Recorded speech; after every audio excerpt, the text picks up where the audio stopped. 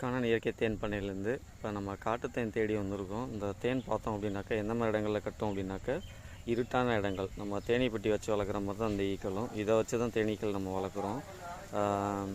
அதாவது இருட்டான இடம் பார்த்தோம் அப்படின்னாக்கா இந்த மாதிரி கல் அடுக்கி வச்சுருக்க இடம், வீடு பழைய வீடுகள், இந்த மாதிரி இடங்களில் தான் கட்டும். இப்போ இதில் ஒரு தேன் கூடு பார்த்துருக்கோம், அவங்க பார்க்கலாம். இப்போ இந்த கல்லுக்கு அடியில் தான் இருக்குது. ஸோ ஈ வந்து போகிறதையும் பார்க்கலாம். வெறும் உள்ளே கட்டியிருக்கு பார்த்தீங்களா, இந்த கல்லுக்கு இடையில். ஸோ ஈயுமே மகரந்தத்தோடு உள்ளே போகுது. இதை வந்து நாங்கள் காட்டுத்தேன் சொல்லுவோம். இந்த தேன் கூடு வந்து இப்போ தான் கட்டியிருக்கு, அதனால் நாங்கள் இதை இப்போ எடுக்க போகிறதில்ல. இன்னொரு 1 மாதம் 2 மாதம் கழித்து வந்து இதில் தேன் எடுப்போம். ஸோ இந்த மாதிரி பண்ணுறதுனால என்ன ஆகும் அப்படின்னாக்கா இந்த தேனீக்கள் கூட்டமும் பெருகும், அதோட ஜென்ரேஷன் சொல்லுவாங்கள்ல, அதுவும் டெவலப் ஆகிட்டு இருக்கும்.